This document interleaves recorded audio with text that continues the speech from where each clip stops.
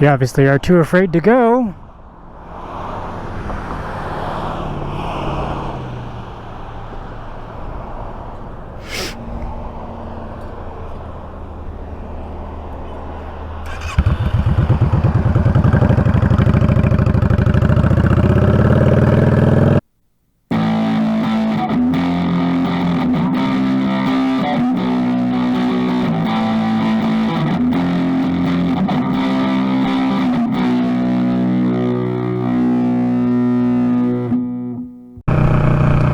Nice C7 Stingray. Those look way better than the C8s. The C8 rear end looks like a Camaro.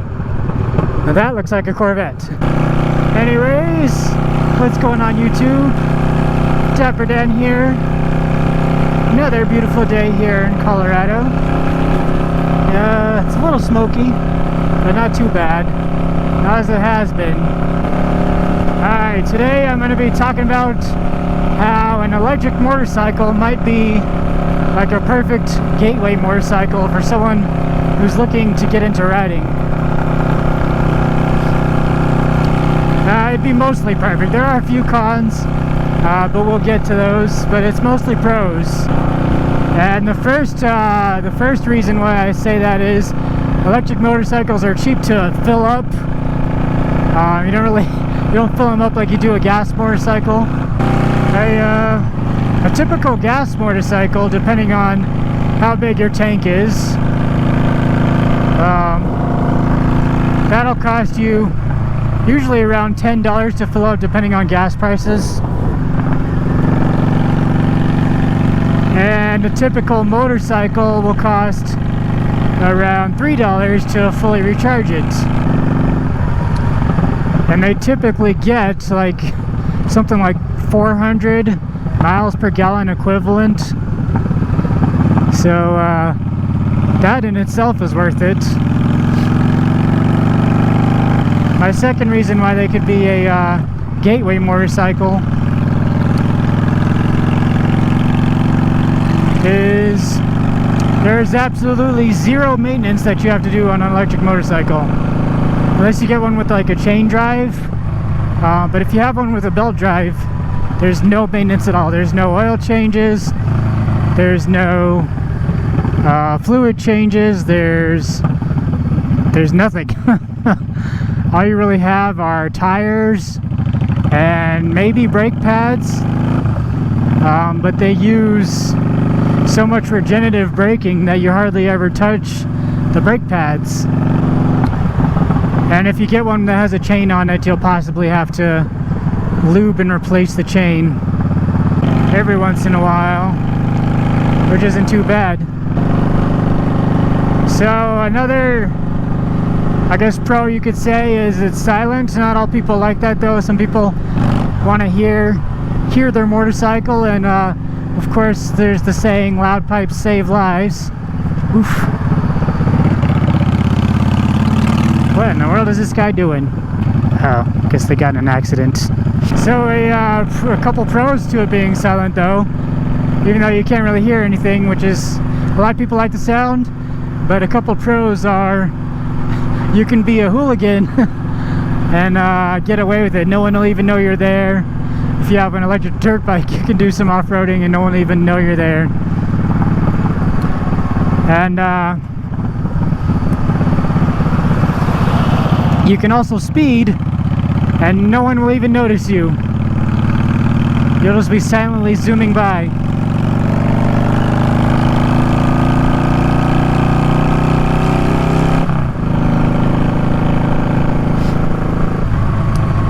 Because everybody on motorcycles speeds, so it'd be nice not to get noticed. Oh my goodness. What in the world is all of this traffic?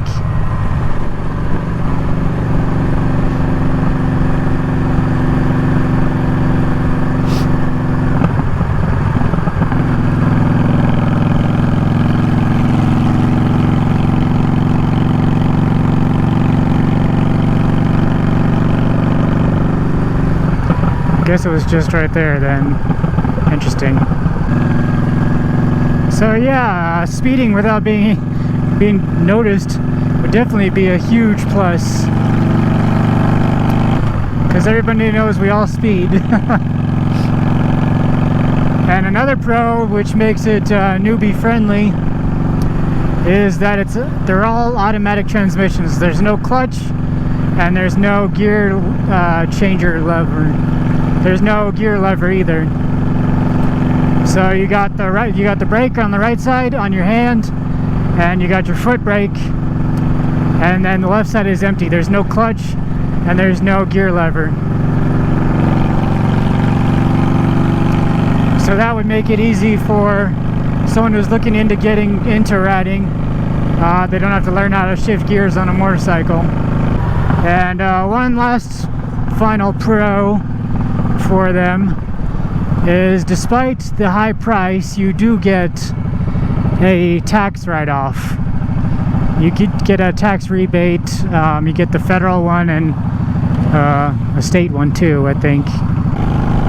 So that brings me to my first con of the list that's not so newbie friendly, is electric motorcycles, at least at the moment, are very expensive. Even with the tax write-off, they're still pretty expensive. Hi, puppy. Hi, buds.